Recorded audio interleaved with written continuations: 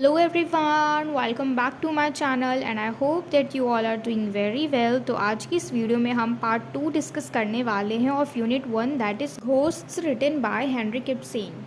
तो अभी तक अगर आपने यूनिट 1 का पार्ट 1 नहीं देखा है तो आप जाके देख लीजिए, आपको उस वीडियो का लिंक इस वीडियो के डिस्क्रिप्शन बॉक्स में मिल जाएगा।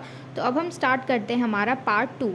By ghosts, she means all dead ideas and worn out belief that inhibits us from taking the right decision in conformity with our conscience and emotions। तो जैसा कि हमने पिछली वीडियो में जाना था कि ये जो हमारा टाइटल है घोस्ट्स, इसका क्या मतलब है। तो इसमें हम जानेंगे कि किस तरीके से जो भी डेड आइडियाज़ होते हैं हमारे, वो हमें राइट डिसीजन लेने में बहुत ज़्यादा प्रॉब्लम देती हैं। ठीक है, हम बिल्कुल भी फैसला नहीं कर पाते कि क्या चीज़ सही है, क्या चीज़ गलत है, और हम उन्हीं पुरानी चीज़ों को लेके डरते रहते हैं। जो भी हमारे दिमाग में चलते रहते हैं, जो भी डेड आइडियाज़ हैं, वो सारी हमारे रास्ते में, हमारी थिंकिंग में बैरियर्स बनते हैं। ठीक है, जिसकी वजह से हम राइट डिसीजन नहीं ले पाते। And Mrs. Elving in her youth was in love with Manders. She had staked her marriage and would have taken refuge with him। तो देखो, हमने जैसे जाना कि जब वो यूथ थी, जब वो यंग थी, तो उनको प्यार था मैंडर्स से। ठीक है, और जब वो बहुत ज़्यादा परेशान हो गई थी अपने हस्बैंड की इन हरकतों से, तो उन्होंने क्या किया था, वो उनके पास जाके उन्होंने रेफ्यूजी ले लिया था, यानी अपने हस्बैंड को छोड़ दिया था और मैंडर्स के पास भाग के चली गई थी। But Manders was a man of principal.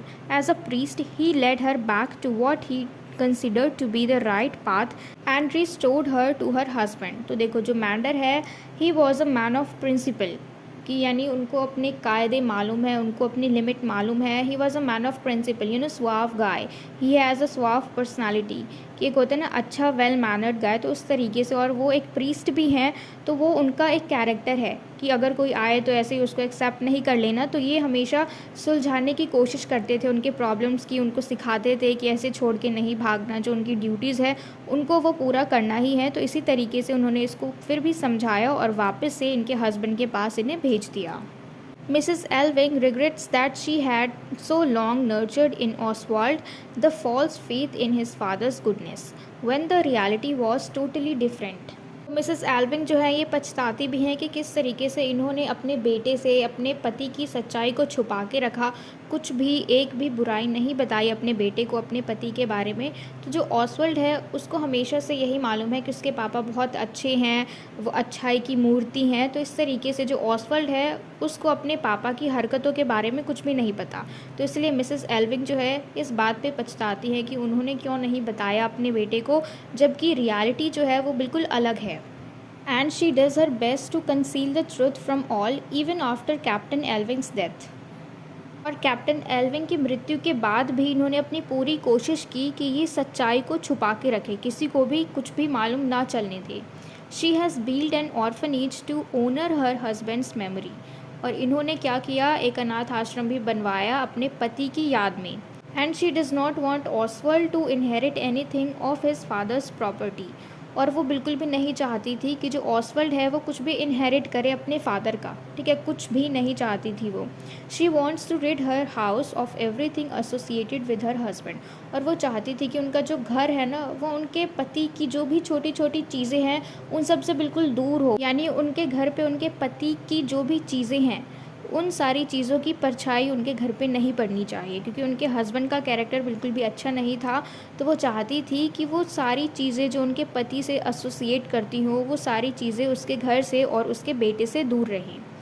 And enstrained when confronted with the falsehood of claiming to being the father of Regina, he spins another fairy tale।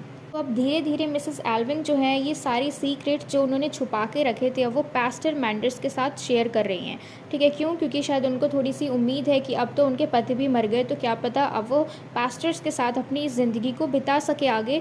तो अब ये कुछ भी छुपाना नहीं चाहती हैं पास्टर से, तो अब वो सारी बातें उनको बता देती हैं। ठीक है, तो एनस्टैंड के बारे में भी पता लगता है उनको, जो कारपेंटर है, जो रजाइना के फादर बनने की एक्टिंग करते हैं, तो उनको भी मालूम है। ठीक है, तो जब एनस्टैंड जो है, जब इस बात का सामना होता है, यानी ये लोग आमने सामने हैं, मतलब अभी जब ये लोग आपस में बात करते हैं और वहीं पे ये इंस्टेंट भी हैं, यानी ये कारपेंटर भी है, जब यहाँ पे बात चल रही होती है कि इंस्टेंट जो है ये रजाइना के फादर हैं, तो ये बात को घुमा देता है, इधर उधर की कहानियाँ शुरू कर देता है, क्योंकि इसने पैसे लिए हैं और ये क्लेम करता है कि ये रजाइना का फ़ादर है, लेकिन ये चीज़ सच नहीं है। ये बात उसको भी मालूम है और उसने इस चीज़ के पैसे लिए हैं, ठीक है। तो ये सामना नहीं कर सकता इस चीज़ का, तो ये कहानी घुमा देता है, ये जो इंस्ट्रैंड है जो रजाइना के फादर हैं, ठीक है। And Manders is overbold, he regrets having misjudged Engstrand and is taken in completely by his sweet talk.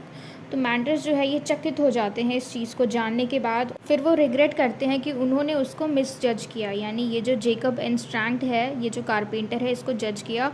और ये जो जेकब एनस्ट्रैंड इसका फुल नेम है, ठीक है, तो हम जेकब बोलेंगे। तो ये जेकब जो है ये इधर उधर की बातें करने लग जाता है और यहाँ पे जो मैंडर्स, पास्टर मैंडर्स है, ये इसकी मीठी मीठी बातों में आ जाते हैं, ठीक है। And he goes to the orphanage to conduct a prayers meeting at the suggestion of Enstrand, little realizing that he is stepping into a trap। तो देखो अब ये लोग चले जाते हैं चर्च में मीटिंग करने के लिए, वो भी किसके कहने पे, जेकब एनस्ट्रैंड के कहने पे ये लोग चले जाते हैं। और यहाँ पे जो पास्टर मैंडर्स हैं ये थोड़े भोले भाले हैं और इनको भी थोड़ा थोड़ा रियलाइज़ होता है कि कहीं ये इसके जाल में तो नहीं फंस रहे हैं। लेकिन कभी कभी हमारे साथ ऐसा होता है ना कि कोई हमें मतलब फंसाता है और हमें मालूम होता है और फिर भी हम चले जाते हैं। तो इसी तरीके से क्योंकि हम श्योर नहीं होते हैं, तो जो भी सामने वाला कहते हैं हम करते जाते हैं क्योंकि हम खुद भी श्योर नहीं होते हैं। तो इसी तरीके से जो मैंडर्स हैं इनको भी थोड़ा थोड़ा शक हो रहा है कि कहीं भाई इसकी ये कोई चाल तो नहीं है, पर फिर भी ये चले जाते हैं चर्च में, ठीक है। Oswald reveals to his mother that he is suffering from a strange illness.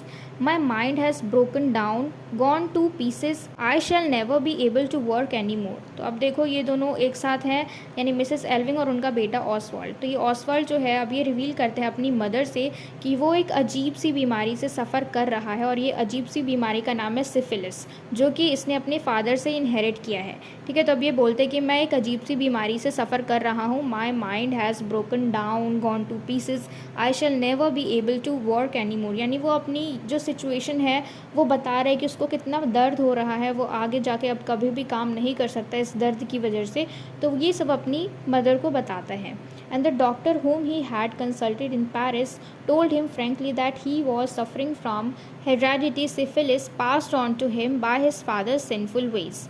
तो अब देखो यहाँ पे जो वो अपनी मदर से बात कर रहा है, ठीक है। तो वो कहते हैं कि मैंने इसका चेकअप करवाया था पेरिस में, जब मैं गया था तो मुझे डॉक्टर ने कंसल्ट किया कि ये जो तुम्हारी बीमारी है इसे तुमने इनहेरिट किया है अपने फादर से, और इस बीमारी का नाम क्या है, सिफिलिस, जो कि तुम्हारी फादर की वजह से तुम्हें मिली है। तुम्हारे फादर के जो सिनफुल बिहेवियर्स थे उसकी वजह से तुम आज भी सफ़र कर रहे हो, ठीक है। तो लेकिन ऑसवाल्ड जो है इस चीज़ को नहीं मानता, क्यों, क्योंकि इसको अभी तक इसकी मदर ने अपने फादर की सच्चाई नहीं बताई है। तो ऑसवाल्ड जो है वो सोचता है कि नहीं, ऐसा नहीं हो सकता, ये तो मेरे फादर से नहीं आई। Then Oswald was misled into thinking that his father was the model of virtue, so he is refused to take the doctor's opinion that he had inherited the disease। तो देखो ऑसवाल्ड जो है ये सोचता है कि उसके फादर जो है एक बहुत अच्छे इंसान है, he was the model of virtue, यानी अच्छाई का प्रतीक हम कह सकते हैं, ठीक है। तो वो ऐसा सोचता था अपने फादर के बारे में। तो जो भी डॉक्टर ने उसको बोला है ना कि तुमने ये जो बीमारी है इनहेरिट की अपने फादर से, तुम्हारे फादर के सिंफुल बिहेवियर से ये सब तुम्हें आज सफ़र करना पड़ रहा है, तो ये सब कुछ वो इग्नोर कर देता है, अपने डॉक्टर की बात नहीं सुनता और उसको लगता है कि शायद मेरी ही गलती है, शायद मैंने ही कुछ किया होगा। तो ये सोचता है आगे कि he imagine that he himself was responsible for the disease which he had contracted due to the joyous life he had lived with his comrades। तो इसको लगता है कि नहीं, ये तो बिल्कुल इम्पॉसिबल है कि ये बीमारी मुझे मेरे फादर से मिले। तो वो खुद ही सोचने लग जाता है कि इस बीमारी के लिए मैं खुद ही रिस्पॉन्सिबल हूँ, और क्या पता ये शायद इस वजह से हुआ हो कि जब मैंने जो इतनी जॉयस लाइफ जी है अपने दोस्तों के साथ, वही मैंने कुछ गड़बड़ कर दिया हो, तो इसी वजह से अब इसको ये बीमारी हो गई, ठीक है। यानी ये बिल्कुल भी नहीं सोच रहा कि ये चीज़ उसको इसके फादर से मिली है, क्योंकि इसे कुछ भी नहीं मालूम, अपने फादर की जो हरकतें हैं इसे नहीं मालूम। तो आज की इस वीडियो में इतना ही, और ये था हमारा पार्ट 2। और आपको इस वीडियो के डिस्क्रिप्शन बॉक्स में पार्ट 1 और पार्ट 3 का जो लिंक है वो मिल जाएगा। तो आज की इस वीडियो में इतना ही, और मुझे पूरी उम्मीद है कि आपको अभी तक की ये स्टोरी अच्छे से समझ में आ गई हो। And if so then please let me know in the comment box if you like this video, and share it with your friends as well so that they can get help from it। And don't forget to subscribe my channel, and till we meet in the next video, keep learning।